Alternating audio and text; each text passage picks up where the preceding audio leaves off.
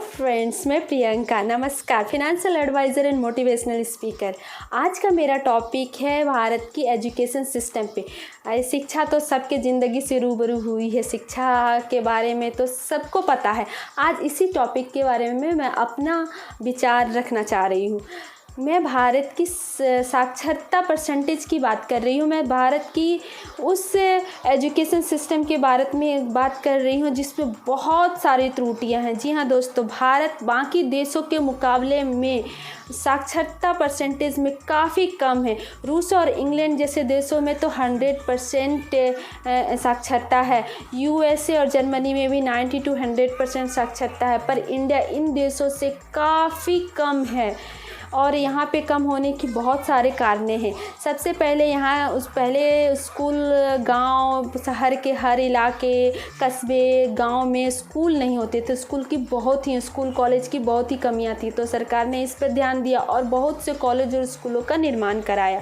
ये तो काम हो गया, पर स्कूल और कॉलेजों का निर्माण कराने के बाद उसमें शिक्षकों की भारी कमी हो गई। तो शिक्षकों की नियुक्ति के लिए किया गया और शिक्षकों को नियुक्त किया गया, पर इसमें क्या हुआ कि भ्रष्टाचार घुस गई शिक्षकों की नियुक्ति में। जी हाँ दोस्तों, ऐसे लोगों को नियुक्त कर दिया गया जिन्हें खुद शिक्षा की बेसिक एजुकेशन की बेसिक नॉलेज बिल्कुल भी नहीं थी। बहुत सारे वीडियो न्यूज़पेपर में आपने देखा और पढ़ा सुना होगा। ऐसे बहुत सारे शिक्षकों का इंटरव्यू लिया गया जिनसे पूछताछ की गई, जिन्हें जिस क्लास में पढ़ा रहे उस क्लास के बच्चे को क्या पढ़ाना चाहिए उन्हें बिल्कुल पता नहीं है। उसके बाद उनसे कुछ शिक्षा की बेसिक नॉलेज के बारे में कुछ टेस्ट लिया गया, तो उसमें भी वो फेल रहे। यहाँ तक कि वो देश के प्रधानमंत्री और राष्ट्रपति मुख्यमंत्री का नाम भी नहीं बता सकते थे।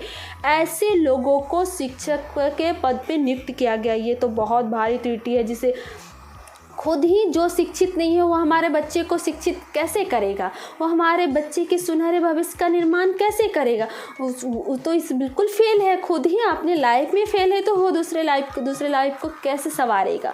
ये बहुत बड़ी त्रुटि है दोस्तों, और इसमें सुधार करना बहुत ज़रूरी है, तभी जाके हमारे बच्चे का भविष्य सुनहरा होगा। क्योंकि एक रिपोर्ट बताता है कि बहुत से बच्चे को 30% सिर्फ 30% बच्चे को आगे बढ़ने की इच्छा होती है, बाकी 70% बच्चे बस स्कूल आते हैं नाम के लिए। ये सब कारण शिक्षकों की ना पढ़ाई का कारण होता है। वो पढ़ाई पे ध्यान नहीं दे रहे हैं, वो पढ़ाई को इंटरेस्टेड नहीं बना रहे हैं, उन्हें पढ़ाई का खुद नॉलेज नहीं दे और है तो वो बच्चों को क्या पढ़ाएंगे, इसलिए वो उन्हें कुछ ज्ञान दे ही नहीं पा रहे, इसलिए बच्चे उसमें इंटरेस्ट ही नहीं ले रहे। ये बहुत बड़ा त्रुटि है।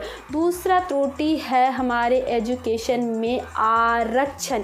जी हाँ दोस्तों, रिजर्वेशन बहुत बड़ा त्रुटि है।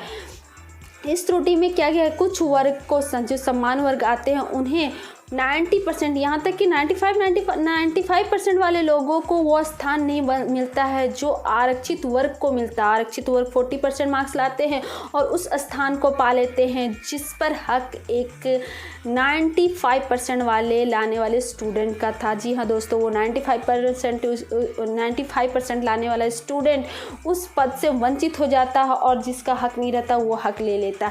इसका भी खामियाजा हमें देखने को मिला है। बहुत सारे डॉक्टर इंजीनियर आरक्षित वर्ग से आए हैं। जो डॉक्टर आरक्षित वर्ग से आए हैं उन्हें इलाज करने नहीं आता, उन्हें कुछ और बीमारी बताओ वो कुछ और का ही इलाज कर देते हैं, जिसके कारण हमारे इंडिया में बहुत बड़ी गड़बड़ी होती है, बहुत से हंगामे होते हैं। ये सब उन्हीं की वजह से है।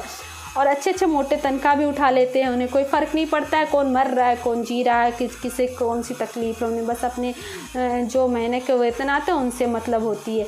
बहुत सारे ऐसे इंजीनियर हैं जो निर्माण का काम ही नहीं आते, ऐसा काम करते हैं जो 1 महीने के बाद ही वो गिर जाता है। ऐसे बहुत सारे उदाहरण के लिए हमारे देश में हैं, आप सबको मालूम होगा। और इसी में से एक शिक्षक है जो आरक्षित कोटि से शिक्षक आते हैं, वो आरक्षण पे 40% मार्क्स लाके तो आ गए, पर उन्हें कुछ पता नहीं है कि आगे कैसे पढ़ाएं बच्चे को, कैसे उनको बताएं, क्या करें, कैसे करें, उन्हें कैसे शिक्षित करें, उन्हें कुछ भी नहीं पता। तो ये तो बहुत बड़ा त्रुटि है। सरकार को जल्द से जल्द एजुकेशन सिस्टम में से शिक्षा प्रणाली में से इस आरक्षण को हमेशा के लिए ख़त्म करना चाहिए। अगर आरक्षण देना ही है तो सरकार को सोच समझ पे विचार करना चाहिए। मेरे समझ से ऐसे लोगों को आरक्षण देना चाहिए जो फिनेंशियली वीक है, उनकी पढ़ाई को फ्री करना चाहिए और उनको जॉब में भी कुछ परसेंट की छूट देनी चाहिए, क्योंकि उनको जॉब की बहुत ज़रूरत है। लेकिन ऐसा कभी नहीं करना चाहिए जो 99% लाने वाले बच्चे हैं उनको ना जॉब दे के वो आरक्षित जो फिनेंशियली वीक स्टूडेंट हैं उनको वो जॉब दे दिया जाए। 99% वाले को पहले जॉब देना चाहिए, फिर कुछ उस पर कुछ टर्म एंड कंडीशन रखना चाहिए जहाँ पे फिनेंशियली वीक स्टूडेंट को जो छूट है उसके तहत उसमें जॉब देना चाहिए।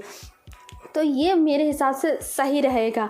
और अगर इस तरह का शिक्षा व्यवस्था में काम किया जाता है तो हमारे देश का भविष्य ज़रूर सुनहरा होगा। और टेक्नोलॉजी भी आगे बहुत भी बढ़ रही है, तो ऑब्वियसली हम भारत भी एजुकेशन सिस्टम में आशा करती हूँ कि आगे बढ़ेगा और नंबर 1 पे पहुँचेगा। दोस्तों, मेरा कोई भी विचार नहीं था कि किसी को दुख पहुँचा, मैंने बस अपना विचार रखा है। कोई ज़रूरी नहीं है विचार से सभी सहमत हो, ये मेरा विचार है। अगर किसी को बुरा लगा हो तो उसके लिए क्षमा।